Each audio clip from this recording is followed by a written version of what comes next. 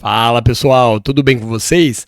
Essa é uma das discussões mais importantes dos últimos tempos e com certeza dos próximos anos, assim, top 3, se não for a primeira, que é a questão da inteligência artificial dentro das salas de aulas. Muito mais do que, por exemplo, você ficar preocupada questão do celular, questão da internet. A parte da inteligência artificial é algo que, assim, tá assustando demais os professores, os educadores, os pais. Porque, olha só, vamos reagir aqui à notícia e cada parágrafo aqui, cada etapa aqui a gente vai conversar. Lembrando que para a gente conversar, deixa os comentários aí abaixo, principalmente se você for pai ou mãe, ou até mesmo assim, não importa se é criança ou se, por exemplo, a pessoa já está ali no estudo médio, por exemplo, ensino médio, por exemplo, ou na faculdade, ou na pós-graduação, isso não importa porque a discussão encaixa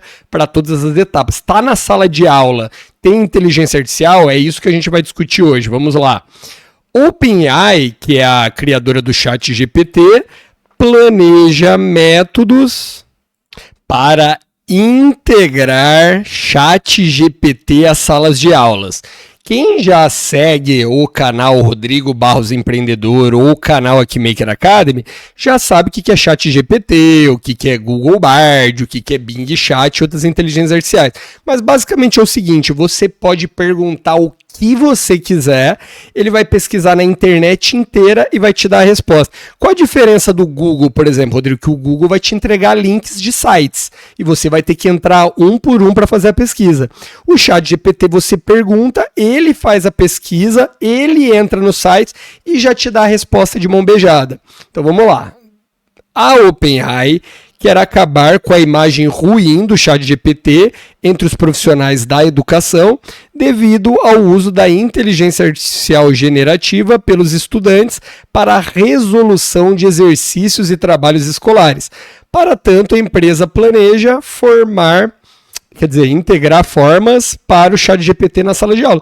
Ou seja, o que acontece? O professor pergunta alguma coisa, você pega o celularzinho aqui, pergunta para o ChatGPT e você já tem a resposta. Se você está numa prova, por exemplo, você consegue ir no banheiro, está com o celular na mão, você pergunta o que você quiser e o ChatGPT vai te dar a resposta. Para os mais malandros ali, consegue acessar ali o celular ali rapidinho ali e consegue, isso porque não é só o celular, porque hoje em dia tem aplicativo do Apple Watch, por exemplo, né, do relógio inteligente da Apple e dos outros smartwatches da Samsung e tal, que você também consegue consegue instalar o ChatGPT, ou seja, o professor pegou o celular, prova, essas coisas assim, você vai no banheiro de relógio, meu amigo, você consegue qualquer resposta que esteja na internet. Então assim, por isso que os professores estão preocupados.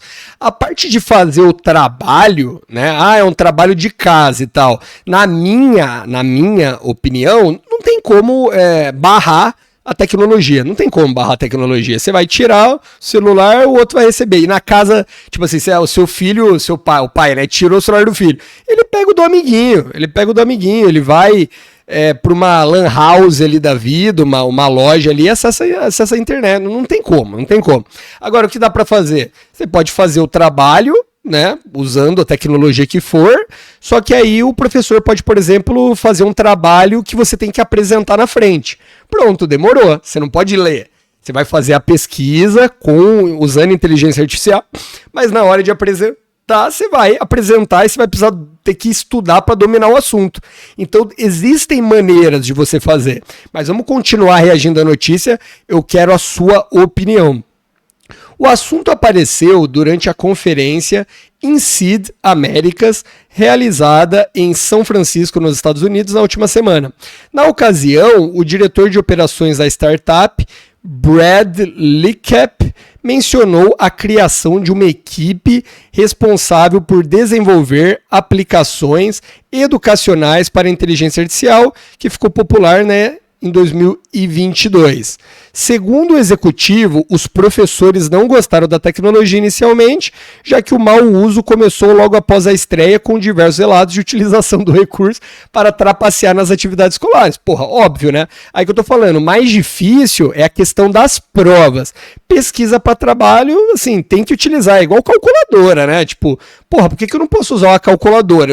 Eu vou na minha vida ficar fazendo conta de cabeça? Não, usa a calculadora. Agora, por exemplo, eu tenho que pensar no raciocínio lógico, né, qual que é a melhor maneira de resolver um problema, mas eu posso usar as ferramentas, né, para fazer, né? Você não usa o carro, você não vai mais ir a pé se você tem o carro, entendeu? Você não vai mais, né, se tem o avião, usa o avião, né? Se você pode ir mais rápido, qual que é o problema? Agora você tem que pensar, né? A questão é pensar.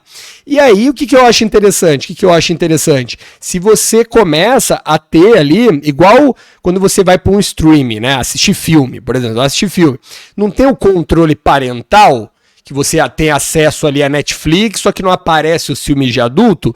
Então pode criar um chat GPT para professores, para escolas e tudo mais, onde existem algumas limitações, algumas personalizações. Inclusive agora com a tecnologia do GPTs, né, que é uma tecnologia nova enquanto estou gravando esse vídeo, basicamente você pode criar chat GPTs personalizados. Então a própria faculdade, a própria escola, a própria instituição de ensino pode criar o chat GPT dela.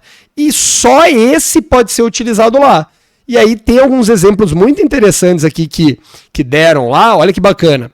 O chat GPT pode ser útil para os estudantes e professores, de acordo com o ex-funcionário da startup, o Andrew Mayne, sei lá porque é ex-funcionário.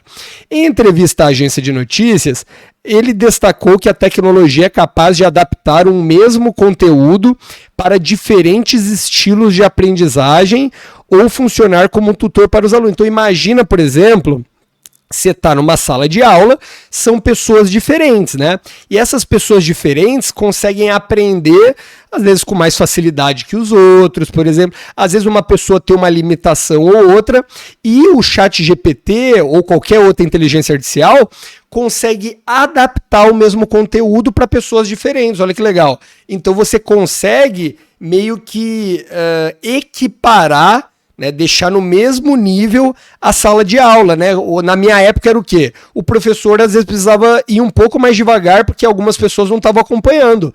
Agora com essa tecnologia não tem problema. Olha que coisa legal. Além disso também, numa sala ali com pessoas especiais, por exemplo, você consegue pegar o conteúdo, o professor utilizar a inteligência artificial para quê? Para traduzir, para adaptar esse conteúdo para pessoas que têm necessidades especiais. Olha que coisa incrível, a tecnologia usada da maneira correta, porque a tecnologia não tem boa ou ruim, o que existe é o uso bom ou ruim, e quem usa da maneira boa ou ruim é o ser humano, né? E olha, uma outra coisa aqui para encerrar que eu achei bem legal é o seguinte, olha, um outro exemplo aqui, ó.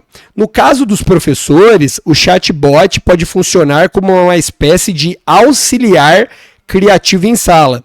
Em uma aula sobre o período medieval, por exemplo, o recurso entra em ação criando introduções usando a língua antiga, a forma de falar antiga.